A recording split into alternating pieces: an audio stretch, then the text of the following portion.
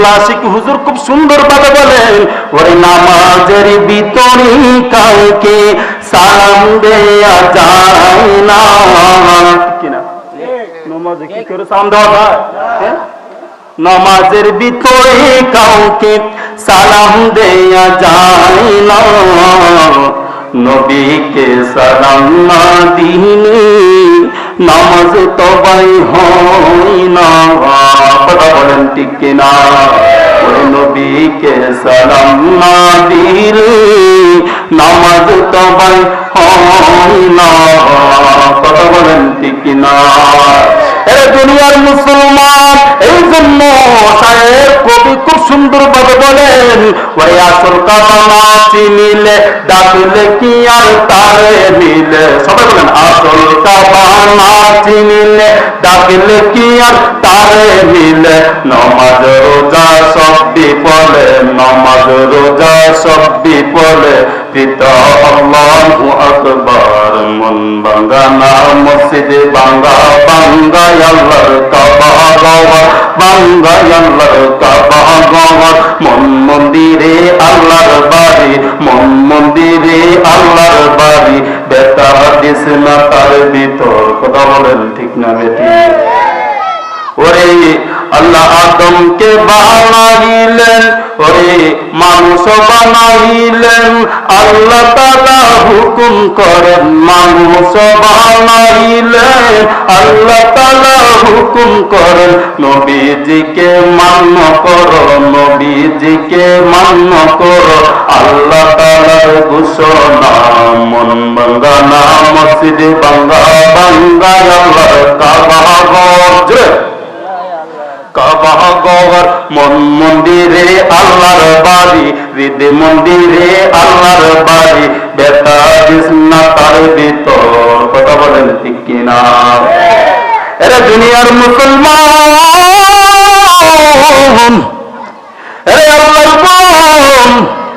আজকে তোমরা মাহফিল করো আমাদের মতো, অথচ নবীর শানে তোমরা আলোচনা করো। আমরা যদি নবীর শানে আলোচনা করি আমাদেরকে বেদাত বলে, আমরা যদি নবীর শানে আলোচনা করি আমাদেরকে মুশরিক বলে, কয় নাকি আমরা নাকি আল্লাহর সমতুল্য করে দেই। ওরে দুনিয়ার মুসলমান, আমার আল্লাহ যদি নবীর শান বাড়ায়, আমার আল্লাহ যদি নবীর শান আলোচনা করেন, ও হুজুর তোমার কাছে আমার প্রশ্ন, আপনি বলেন আমার রাসূলকে কোন জায়গার মধ্যে কমতি রাখছে? ঠিক কিনা বলো? এরা দুনিয়ার মুসলমান, নবী নাকি আমাদের মতো মানুষ, নবী নাকি আমাদের মতো রক্তে মাংস করে মাটির মানুষ। তারা সুন্দরভাবে বলে নবী নাকি আমাদের মতো মানুষ। তাহলে তাদের কাছে আমার প্রশ্ন থাকবে, নবী যদি আমাদের মতো মানুষ হয়, নবী যদি আমাদের মতো লোক হয়, তাহলে নবীর গুনাহ নাই, আমাদের তো গুনাহ আছে। ঠিক কিনা? নবীর গুনাহ নাই। শুধু নবীর গুনাহ কেন, আল্লাহ বলেন কোন নবীর গুনাহ নাই। নবীরা হলো মাসুম। নবীরা কি? মাসুম। নবীরা হলো মাসুম, নবীদের কোনো গুনাহ নাই। আমার নবীজির মাতা পিতার কোনো গুনাহ নাই, তাদেরকে আল্লাহ জান্নাত দিছে। তুমি আজকে বলো তোমার মুখে নবী জীবন নবীজির নাকি ভুল আছে? নাউযুবিল্লাহ বলেন। অথচ আমার আল্লাহ নবীজিকে মাসুম বলছেন। আর নবী যদি আমার মতো হতো, তাহলে তোমাদের কাছে আমার একটা প্রশ্ন থাকবে, তোমরাই তো আলোচনা করো যে নবীর গুনাহ নাই, নবীর গুনাহ নাই। তাহলে তোমার তো গুনাহ আছে, তোমার কত গুনাহ, আমার কত গুনাহ। কোন ক্যালকুলেটরাই নাও, হিসাব করলে গুনার হিসাব পাওয়া যাবে না। এত বড় বড় গুনাহ করলাম, হাতের দ্বারা গুনাহ, জবানের দ্বারা গুনাহ, পায়ের দ্বারা গুনাহ, মাথার দ্বারা গুনাহ, চোখের দ্বারা গুনাহ, শরীরের অঙ্গ প্রত্যঙ্গ দ্বারা যে সমস্ত গুনাহ করে ফেলছি, আমাদের কলবটাই তো নাপাক করে দিলাম। এত গুনাহ আর এত গুনাহ, ওই গুনাহ নিয়ে তো জান্নাতে যাওয়া সম্ভব হবে না। এরা দুনিয়ার মুসলমান, আর নবীকে নাকি আমাদের সাথে তুলনা দেয়। এরা দুনিয়ার মুসলমান, একজনের বান্দা আরেকজনের বান্দার প্রস্রাব যদি পান করে তাহলে কি হয়? হারাম হয়। কি? একজনের প্রস্রাব একজনে পান করলে হারাম। কিন্তু আমার নবীর প্রস্রাব মুবারক তো একজনে খেয়ে ফেলছে। আল্লাহু আকবার। নবীর প্রস্রাব মুবারক, তারা যে বলে নবী আমাদের মতো মানুষ, তাহলে তোমরা যে বলো আমাদের মতো মানুষ, অথচ নবীজির প্রস্রাব মুবারক তো একজন কে ফেলছে, তিনি হলো নবীজির দাসী উম্মে আইমান। সুবহানাল্লাহ বলেন। উম্মে আইমান নবীজির প্রস্রাব মুবারক খাইল। তাহলে তো তোমাদের কথা হয়ে যায় নবীজির প্রস্রাব মুবারক যে খাইছে হারাম খাইছে, কি হারাম খাইছে। কিন্তু আমার নবী বলেন, আমার নবী কি বলেন শুনে নেন রে দুনিয়ার মুসলমান।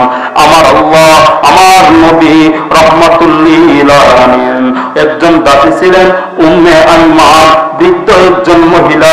নবীজি কোনদিন দাসী বলে নাই। নবীজি বলেন, ও মা, আপনি আমার মার মতো। দেখেন আমার নবীর চরিত্র কত সুন্দর।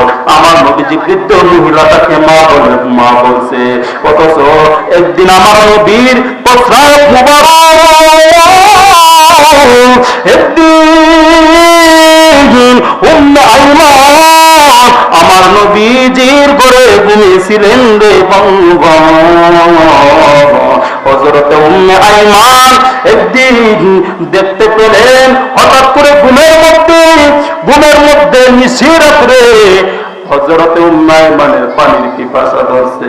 কে পিপাসা? পানির পিপাসা। এখন তো গভীর রাত, পানি কোথায় পাবে? পানি তো নাই।